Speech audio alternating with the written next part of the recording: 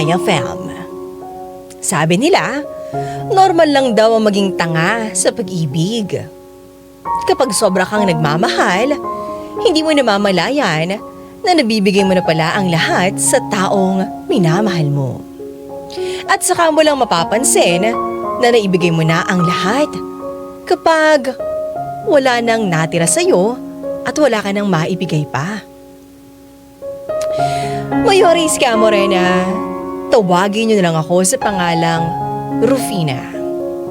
25 years old at merong sariling negosyo na damitan. Ako yung tipo ng taong kapag nagmahal, todo bigay. Lahat ng pagmamahal at pag-aalaga, ibibigay ko sa taong mahal ko. Naniniwala kasi ako na kung hindi mo nabibigay ang lahat, Mayora, hindi ka pa nagmamahal ng lubusan. Aba, ang laki ng kinita ko ngayong araw ah. Tiba-tiba na naman ako nito. Ano kaya masarap na hapunan? Dapat mag-celebrate ako dahil naubos yung paninda ko ngayon. Ay, huwag na lang pala. Nagtitipid nga pala ako. Alam ko na. Kakain na lang ako sa karinderya ni Aling Toya. Yung bistik na Tagalog. Sana meron pa nun. Ay. May isang oras pa ako rito. Sana may mga dumating pang customers para madagdagan tong kinita ko ngayong araw.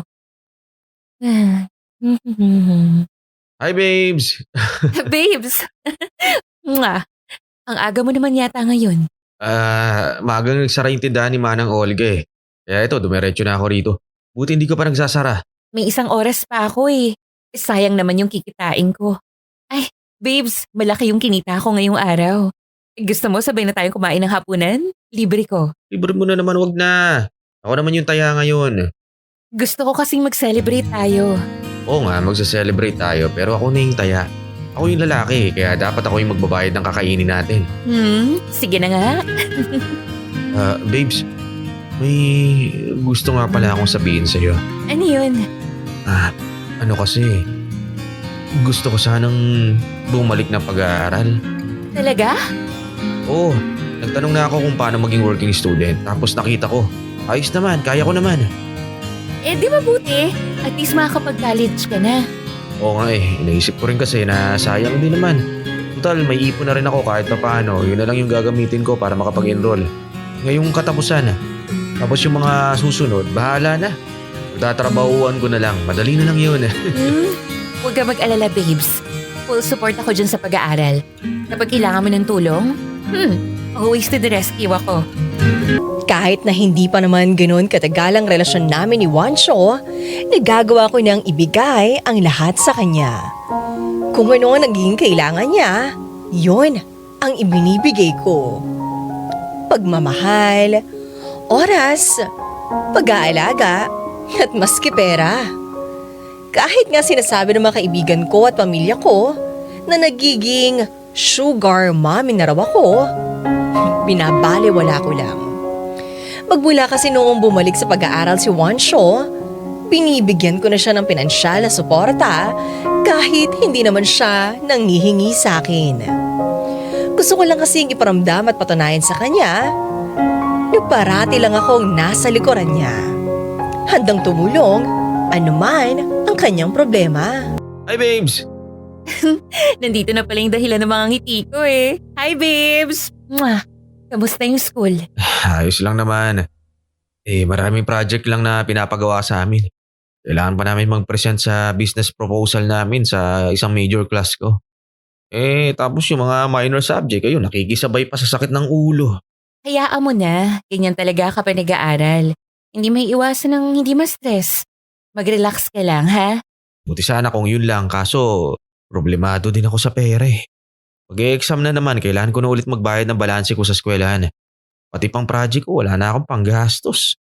Magkano ba yung balanse na kailangan mong bayaran para makapag-exam ka? 2,000 lang naman, tapos 1,000 sa project ko. Okay. Sandali lang. Ito, 1,000 para sa project mo. Tapos 2,000 para sa balanse mo sa school. Tapos ito, ayan, Allowance mo na yan ha. Bale, 5,000 lahat yan. Ikaw nang bahala. Teka. Uy. 5,000 talaga yung ibibigay mo sa akin? Seryoso ka? Oo, kailangan mo eh. Sige na, tanggapin mo na yan. Paano ka? Baka naman wala ka nang mauwing pera dahil sa akin. Babes naman, parang hindi mo ako kilala. Ang lakas ko kayang kumita. Kaya sige na, tanggapin mo na yan. Di ba nag-iipon ka para makabili ka ng bagong cellphone? Makakapaghintay naman yun. Mas importante yung sayo. Pero kasi... Sige na babes, okay lang talaga. Alam mo naman na kapag kailangan mo ako, handa akong tumulong para sa'yo, diba? Salamat babes ha. Huwag kang mag-alala, babayaran ko to. Kahit hindi na, no? Tama na sa akin yung pagmamahal na binibigay mo sa akin. Pera lang yan. Pwedeng kitain anumang oras, pero yung pagmamahal, panghabang buhay na kaligayahan yung kapalit. Swerte ko talaga sa'yo. Dahil ikaw ang naging girlfriend ko. I love you babes. Mayora Iska Morena, hindi ko naman unang naranasan to sa pakikipagrelasyon. May naging boyfriend na rin ako noon, pero hindi kasintindi ng pagmamahal ko kay Juancho. Ibang-iba si Juancho sa kanilang lahat. Parang kulang na lang, pati buhay ko.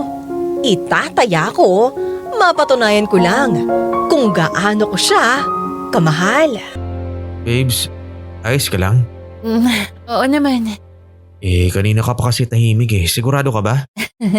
Oo nga, wag mo na akong pansinin. Ganito talaga kapag walang maayos na tulog. Napapatulala na lang na wala sa oras. Anong oras ka ba nakauwi kagabi? 4:00 na ng umaga.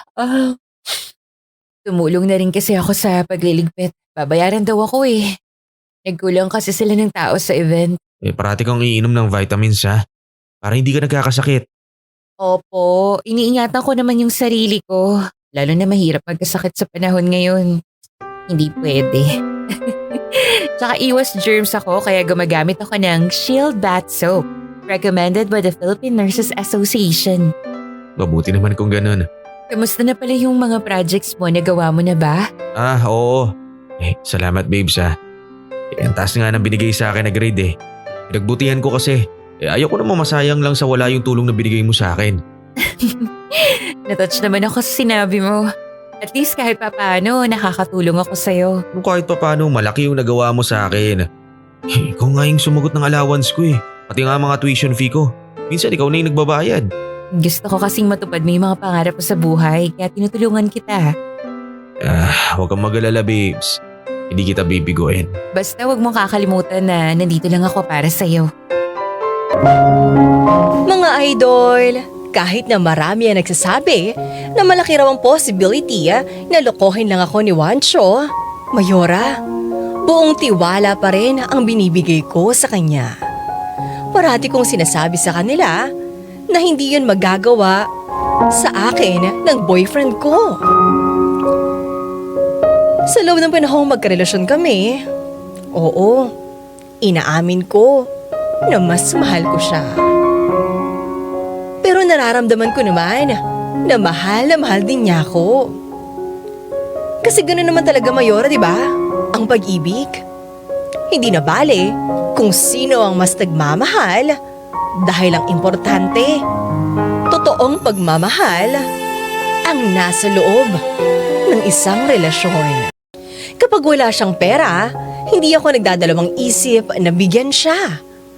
May mga pagkakataon pa nga na ako na ang nagbabayad ng balanse niya sa eskwelahan, huwag ko lang siyang makitang nahihirapan. Kaya lang, kahit pala ibinigay mo na ang lahat ng meron ka, kung hindi totoong pagmamahal ang binibigay sa'yo ng taong yun, parati pa rin kulang para sa kanya ang lahat ng ginagawa mo. Isang araw Mayora, ibinalita sa akin ng aking kaibigan na nakita raw niya si Juancho na may kasamang babae sa isang mall. Siyempre, noong una, hindi agad ako naniwala. Naisip ko na baka naman sinasabi lang niya yun para iwanan ko na si Juancho. Pero, nagbago bigla ang ihip ng hangin nang meron pa siyang ipinakitang litrato sa akin na nagpapatunay na niloloko nga ako ng boyfriend ko. Juancho, lumabas ka dyan! Wancho! Ano ba, Rufina? Bakit ba kailangan mo sumigaw? Nakakahiya sa mga kapitbahay, pinagtitinginan na ako. Oh. Isang tanong, isang sagot. Ikaw ba itong nasa litrato na to, ha? O ayan! Tingnan mo! Saan mo nakuha yan? Ang kapal ng mukha mo! Ano pumasok sa utak mo para gawin mo to, ha? Ano? Sumagot ka! Magpapaliwanag ako, Rufina. Hindi ko sinasadya yung nangyari. Kailan pa hindi sinasadya ang panloloko, ha? Pinuntis mo yung babae.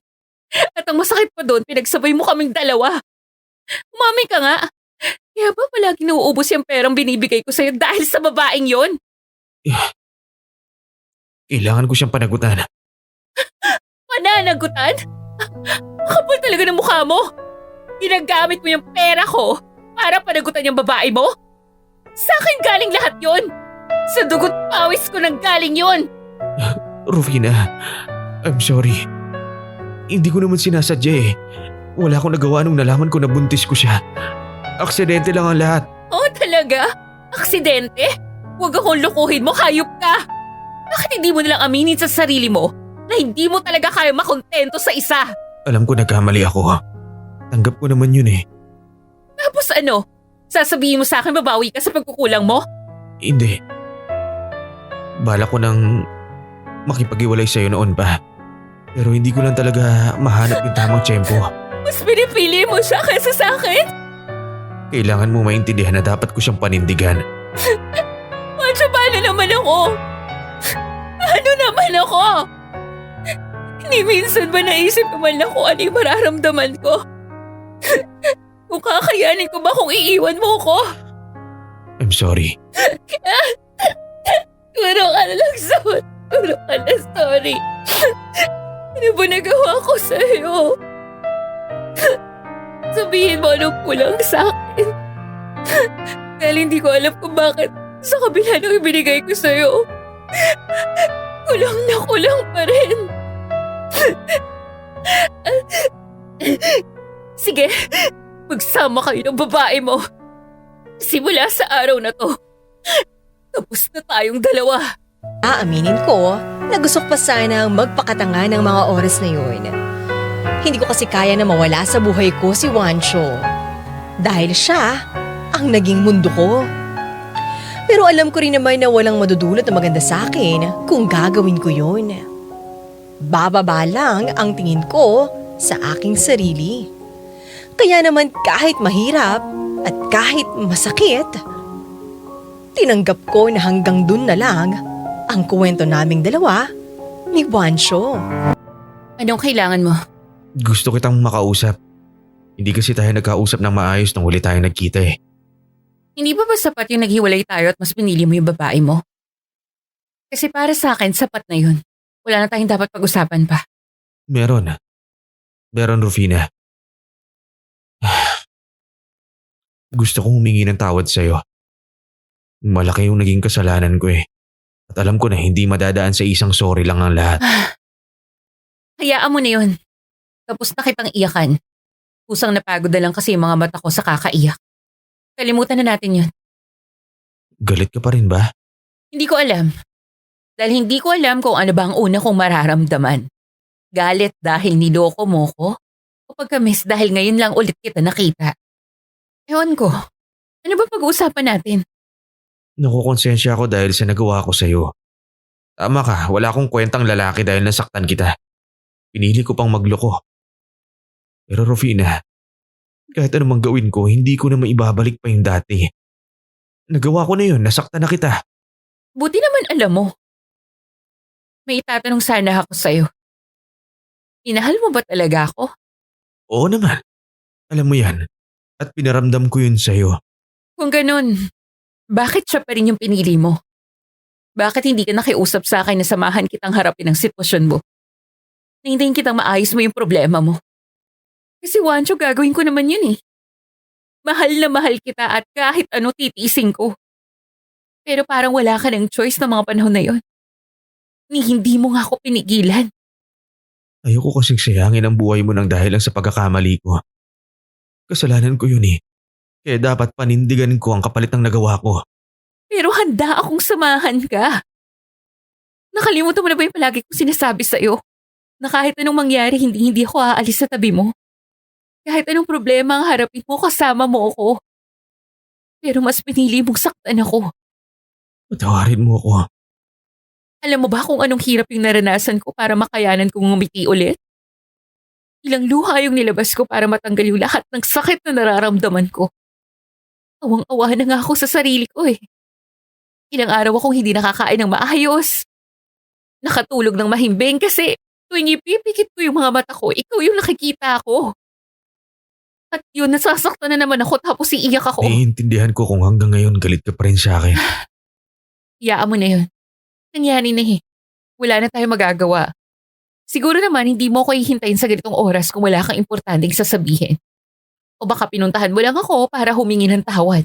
Kinapalan ko na ang mukha ko na humarap sa'yo dahil gustong gusto ko talagang humingi ng tawad sa'yo. At gusto ko na rin humingi ng tulong eh. Tulong? Saan? Nasa ospital kasi ang anak ko. Wala pa akong mahanap na trabaho at wala rin akong malapitan. Oo, ang kapal ng mukha ko pero ikaw kagad yung naisip ko kaso alam kong hindi mo magugustuhin na makita ako. Pero nandito pa rin ako lumapit sa'yo. Rufina, parang hawaan mo na. Tulungan mo naman ako. Bakit kita tutulungan? Parang wala lang sa'yo nangyari kung makahingi ka sa akin ngayon ng pabor ah. Kahit bilang isang kaibigan, wala na talaga akong ibang masasandalan kundi ikaw eh. Hindi ko pa na to kaya ng mag-isa. Kailangan kita, Rufina. Parang awa mo na. Mahal mo pa rin naman ako, di ba? Huwag mo naman akong pabayaan. Babawi ako sa lahat ng pagkakamali ko sa'yo basta tulungan mo lang ako. Sige na, tutulungan na kita. Talaga? Oo nga. Maraming salamat, Rufina. Maraming salamat. Hindi kami nagkabalikan ni Juancho. Pero dahil sa dalas namin magkita noon, parang ganun na rin ang nangyari sa aming dalawa. Kapag nagkakaroon sila ng problema sa pera, automatic na siyang lalapit sa akin. Siguro, kaya ako ginagawa yon dahil umaasa ako na sa bandang huli, babalik sa akin si Juancho. Makikita niya ang kahalagahan ko, kaya manunumbalik ang pagmamahal niya para sa akin. Pero habang tumatagal, para bang mas lalo akong sinasampal ng realidad na namumuhay lang ako sa isang pantasya. Kumusta na yung anak mo? Ayun, okay naman siya. Sa awa ng Diyos, pina-check up na namin siya ulit. Sabi ng doktor, okay na, wala na raw yung lagnat. Mabuti naman kung ganun. At least ngayon wala na kayong problema. Yun na nga eh.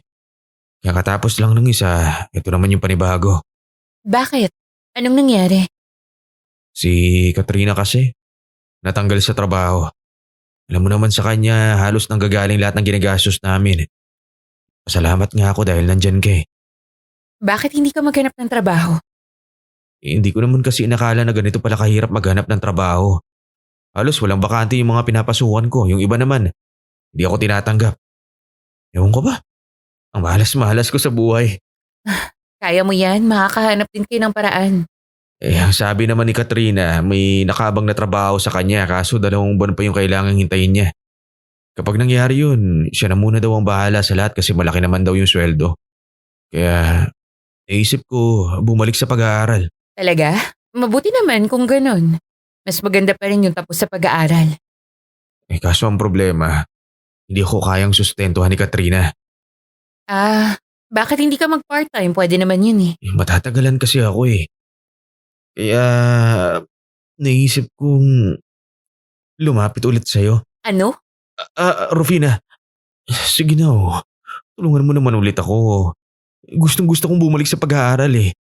Alam mo naman na ikaw lang talaga yung maaasahan ko. Wala akong ibang pwedeng... Ayoko. Magiging masama na ako sa sasabihin ko pero ayaw na kitang tulungan. Pero bakit?